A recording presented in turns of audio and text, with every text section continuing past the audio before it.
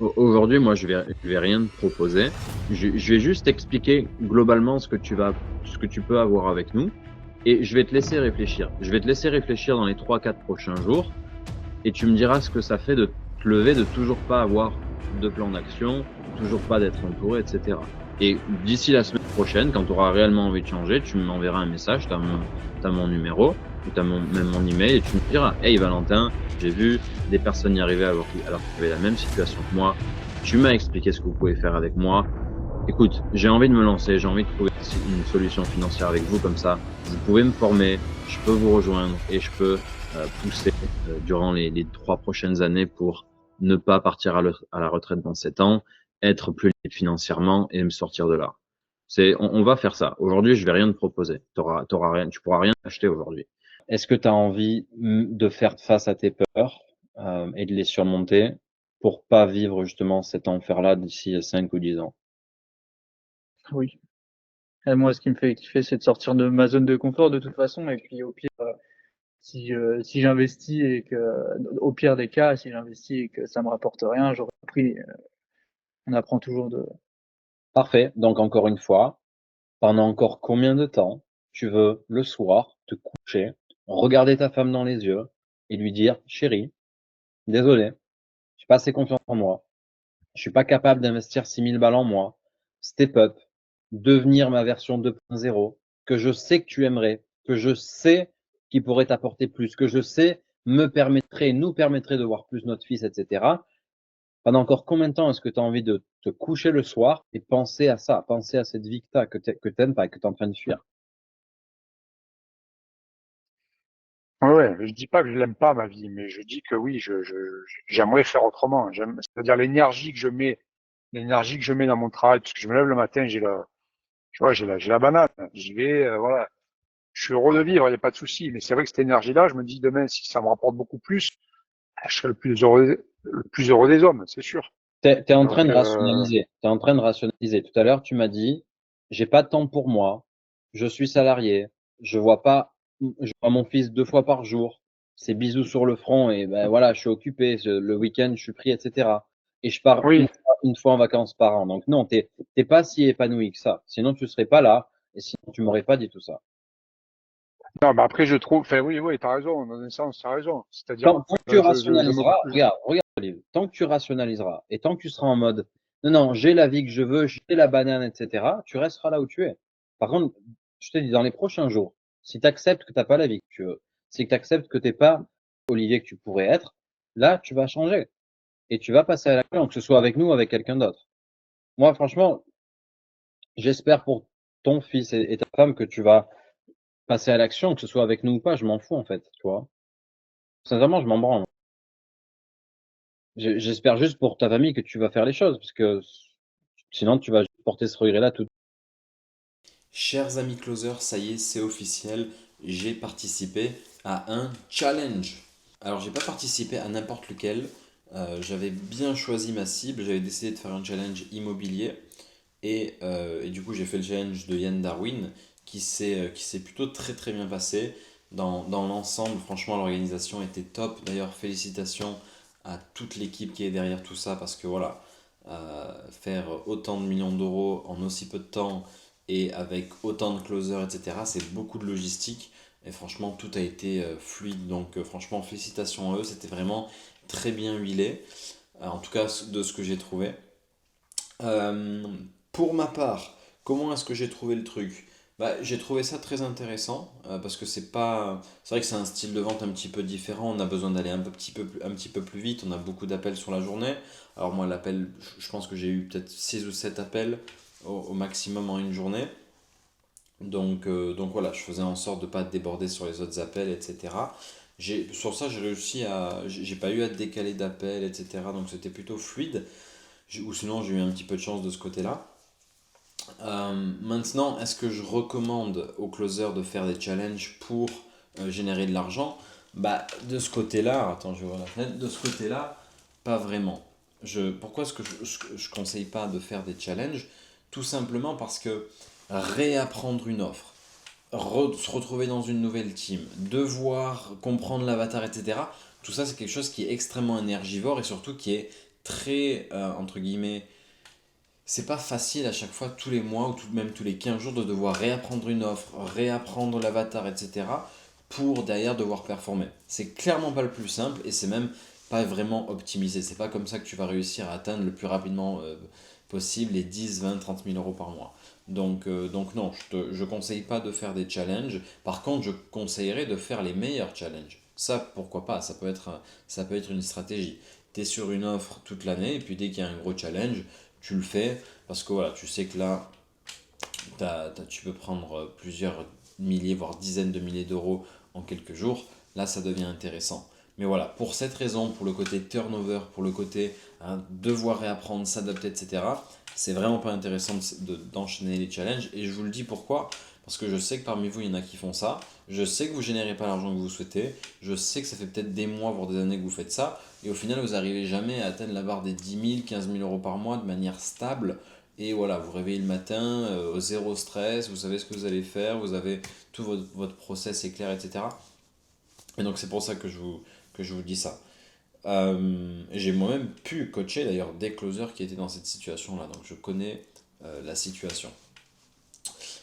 Qu'est-ce que je voulais dire d'autre? Alors, c'est marrant parce que donc moi de mon côté, j'ai pas vraiment eu de chance.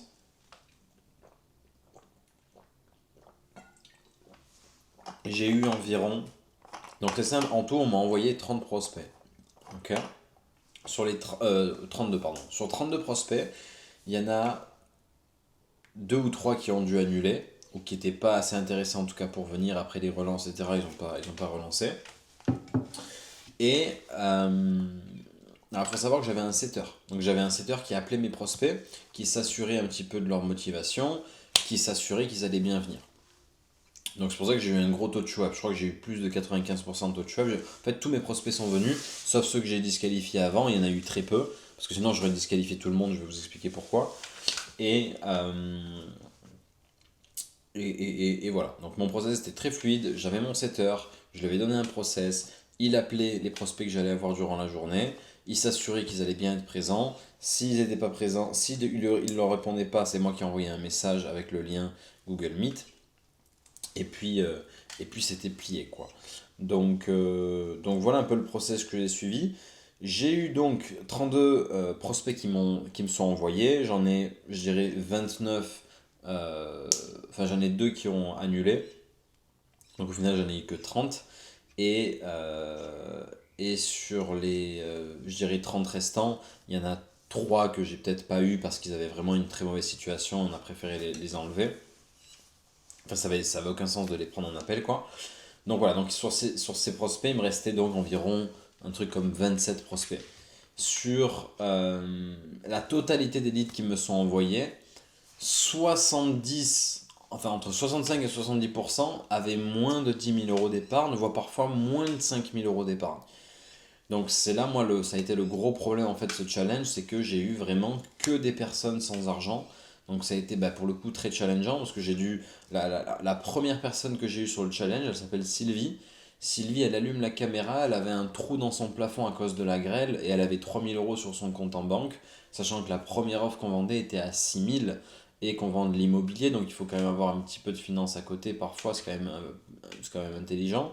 Et l'offre phare était à 16 000. Donc quand tu n'as que des prospects qui ont moins de 10 000 euros d'épargne, voire moins de 5 000 euros d'épargne, à part les engager à changer, à part leur prendre des acomptes ou leur faire des plans de paiement en 6 fois, tu peux pas faire grand chose.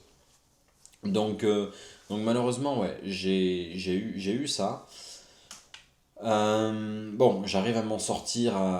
J'ai eu environ 8 prospects qui avaient de l'argent. Sur ces 8 prospects, il y en a 4-5 que j'arrive à closer sur l'offre à 16 000.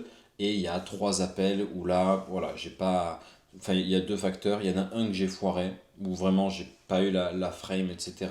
Et c'était un couple et ils ont réussi à tourner le truc pour s'échapper. Ça s'appelle je l'ai loupé. Et il y avait 2 autres prospects que j'aurais peut-être pu closer. Un qui m'a dit écoute, je vais pas le faire, c'est trop d'argent, j'ai peur, j'ai juste trop peur pour le faire. Lui, je l'ai vraiment aidé pendant un moment, il a pas voulu passer à l'action. Et j'ai qui d'autre? Et j'en ai un autre qui avait pas du tout confiance en lui, et une dame qui était un petit peu perdue, en mode, elle était intéressée, mais pas, elle se voyait pas vraiment devenir marchande de biens, donc forcément, bah, au final, elle a pas acheté, et je le sentais dans son énergie que elle avait pris l'appel pour être curieuse, pour voir un peu comment c'était, mais je sentais dans son énergie qu'elle allait pas vraiment le faire, et pas aller sur le terrain, etc.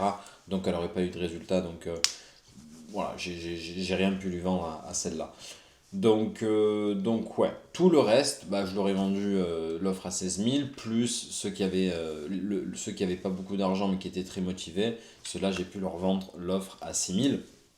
Donc je m'en sors avec combien? Peut-être une dizaine de ventes, un petit peu moins 8 ventes, un truc comme ça. Euh, Ce qui m'importe, c'est que j'ai quand même fait de beaux appels, 2-3 beaux appels que je vais pouvoir filer à mes clients, qu'on va pouvoir analyser, on va pouvoir comprendre pourquoi est-ce que j'ai dit ça à tel moment, etc. Ce que j'ai fait également, c'est que j'ai fait un appel avec un des tops de ma team, donc un des closers qui a le mieux réussi, ou du moins qui a fait le plus de ventes dans ma team. Alors c'était intéressant parce que en fait, je sais que je suis très technique. Je sais que voilà, je suis un peu un geek du closing, moi, et que j'ai tendance à être très picky, à vraiment tout analyser, etc. Parce qu'en fait, j'adore la psychologie et j'adore le closing en lui-même. Même aujourd'hui, à l'heure où je fais cette vidéo, tous les jours, je regarde du closing, j'analyse des appels, j'écoute mes mentors, etc. en closing, tu vois. Alors que je suis même plus closer full time, donc c'est pour dire combien je suis passionné. Et, euh, et donc j'ai fait cet appel avec un des meilleurs de ma team, il a fini premier ou deuxième, on va voir, là il a encore deux trois appels. Alors déjà il s'est passé un truc, c'est que les closers qui avaient le plus de ventes lors des 3 premiers jours ont pu passer à la deuxième phase. Moi vu que j'avais eu beaucoup de gens sans argent, que j'ai galéré à faire les premières ventes, etc. Alors d'ailleurs Sylvie qui avait un trou dans son plafond, j'ai réussi à lui vendre quelque chose. D'ailleurs cet appel est assez épique parce que je l'ai repoussé, j'ai dit que je voulais rien lui vendre le jour J et elle est revenue à moi 5 jours après. Mais bref, j'explique, c'est pas le but de la vidéo que j'explique ça. J'ai fait un petit trick, un petit ninja trick avec elle. Mais bref, étant donné que j'ai eu vraiment des énormes brokis les 3 premiers jours et que j'ai eu genre 3-4 profils vraiment intéressants, bah forcément j'ai fini, si tu veux, la première phase avec genre 3-4 ventes. Et vu qu'il y en avait devant moi qui avaient fait peut-être 6 ventes, 7 ventes, 8 ventes, bah forcément ils sont passés à la deuxième phase et pas moi, malheureusement. Et du coup j'ai discuté avec eux. Et ils m'ont confirmé qu'ils avaient eu globalement des prospects qui avaient eu de l'argent. Voilà, il m'a clairement dit, écoute, moi j'ai eu deux trois Africains, deux trois personnes qui étaient d'Afrique, je les ai cités, je leur ai dit qu'on n'allait pas faire l'appel avec eux, que c'était pas possible. Les autres, il m'a fait comprendre qu'ils avaient de l'argent, quoi. D'ailleurs, ils ont vendu très peu l'offre à 6 000 € parce qu'ils avaient des prospects qui avaient de l'argent. Donc je sais pas comment ça se fait que moi j'ai eu les prospects pauvres et que j'étais un peu la cave du challenge. Je pense pas que j'étais le seul, attention, je suis pas en train de dire que j'étais le seul, mais en tout cas sur ça, voilà, je pouvais pas leur faire apparaître de l'argent. Quand tu as une maman solo avec 3 000 € sur son compte, c'est compliqué de lui vendre un programme à 6 000 balles en immobilier.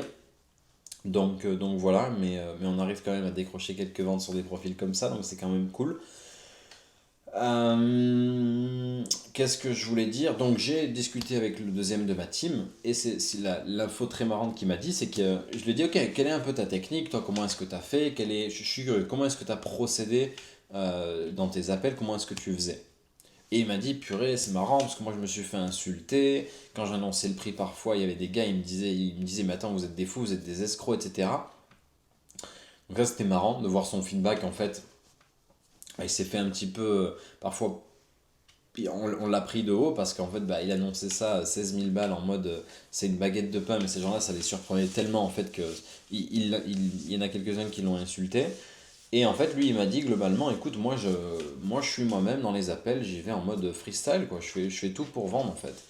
Et donc c'était intéressant de voir que bah, le meilleur closer de ma team, au final, est un gars qui va en mode freestyle avec ses compétences, mais au final, qui reste un être humain qui a juste des compétences sociales élevées, et qui est juste bah, sympathique. Et forcément, tes prospects, quand ils voient que tu es quelqu'un de sympathique, quand ils voient que tu es un réel humain, bah forcément, ils ont envie d'acheter, tu vois. Donc voilà, c'était intéressant de voir qu'il n'a pas spécialement de technique bien appropriée, qu'il n'a pas fait de choses un petit peu comment dire, dark ou bref, un petit peu spécial. Il a juste été lui, et puis voilà, il était très, très naturel, quoi. Il n'a pas de style de closing particulier.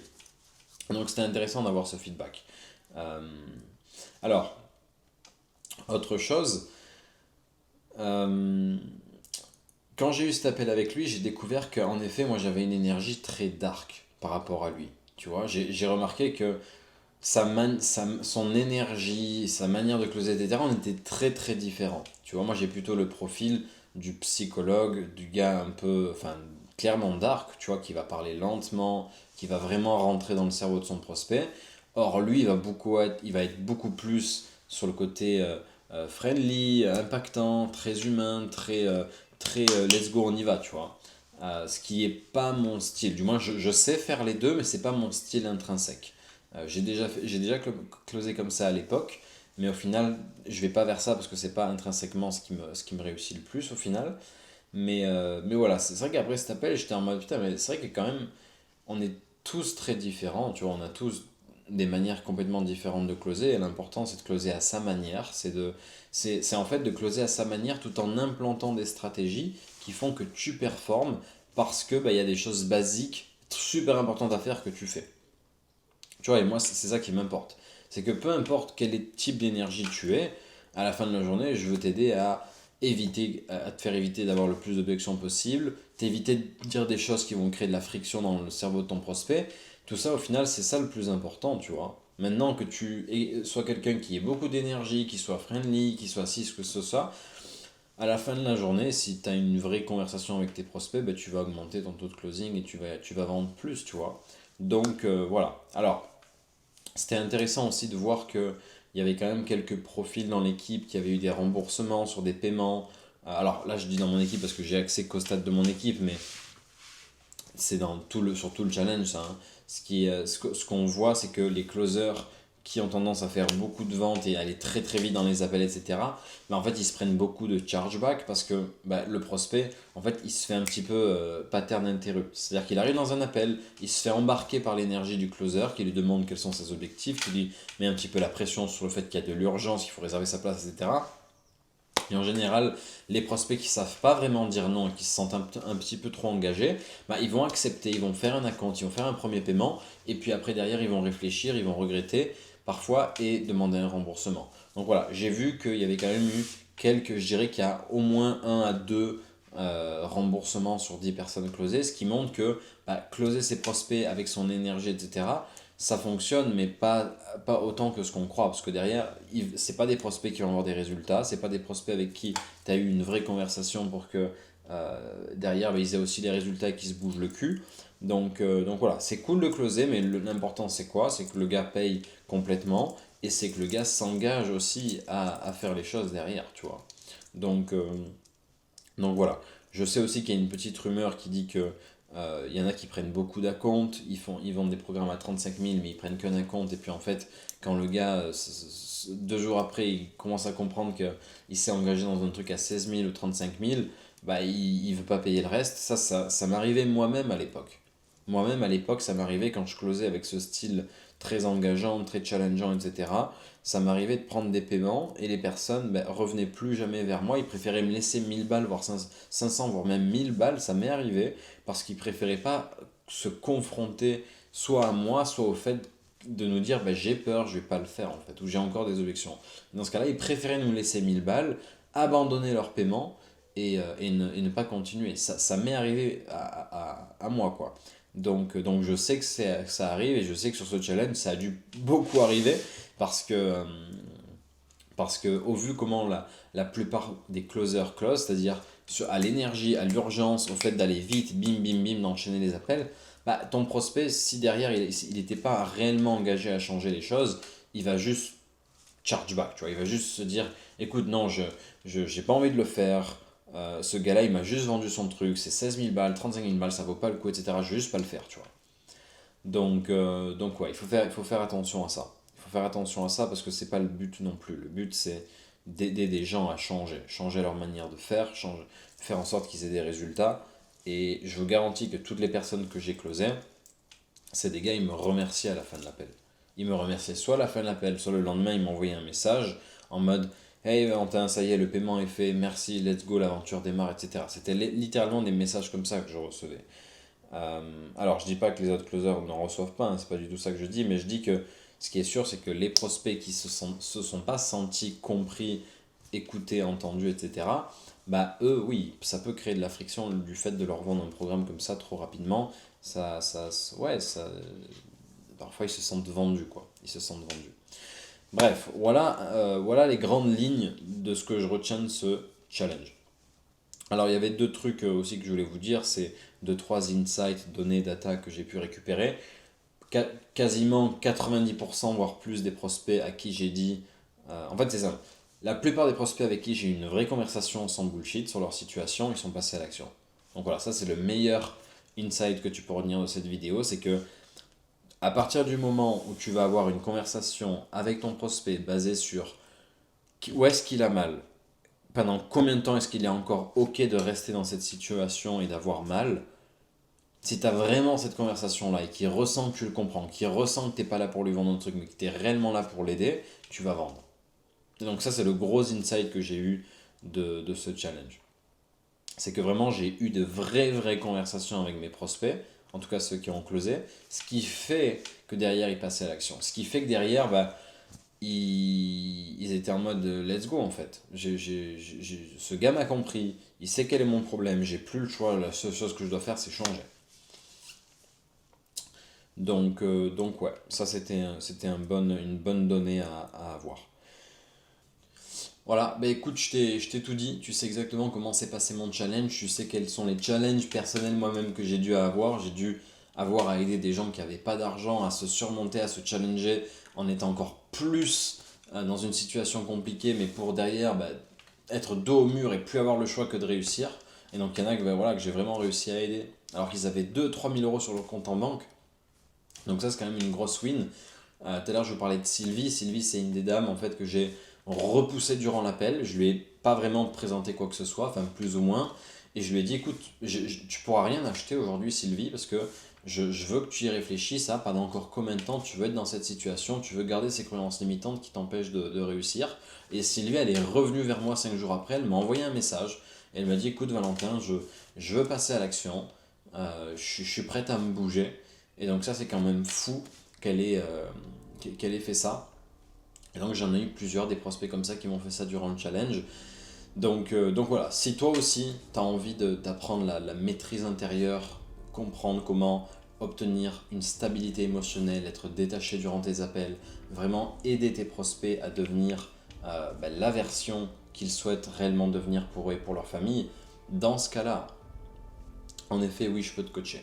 Pourquoi ? Parce que le closing, la vente sans script, c'est deux choses. C'est la maîtrise intérieure qui te permet de dire les choses que tu as besoin de dire à tes prospects, d'avoir la maîtrise de toi. Et c'est également la partie compétences et techniques de closing et de vente. Okay, c'est deux choses. Tu ne peux pas juste avoir les compétences. Tu as besoin aussi d'avoir fait le travail sur toi-même. Tu as besoin de t'avoir compris, tu as besoin d'être détaché, tu as besoin de maîtriser les 8 piliers de la maîtrise de soi. Okay, donc si tu veux toi aussi apprendre ça, si tu veux toi aussi être capable de sortir des gens qui sont dans de très mauvaises situations, les aider à changer, les aider à prendre des décisions qui peuvent changer leur vie, bah dans ce cas-là, tu peux nous rejoindre en Closers Community. Et si tu veux aller encore plus loin, tu peux évidemment rejoindre mon incubateur, mon accompagnement qui s'appelle Closers University, dans lequel je vous partage mes appels, je te partage plein d'insights, plein de données. Tout ce que tu vois sur YouTube, c'est à peu près 5% de ce que je partage à mes clients les plus proches, que je mentor, que je coach chaque semaine. Ok ? On se retrouve dans une prochaine vidéo. C'était Val, je t'expliquais comment s'est passé ce challenge que j'ai fait chez Yann Darwin.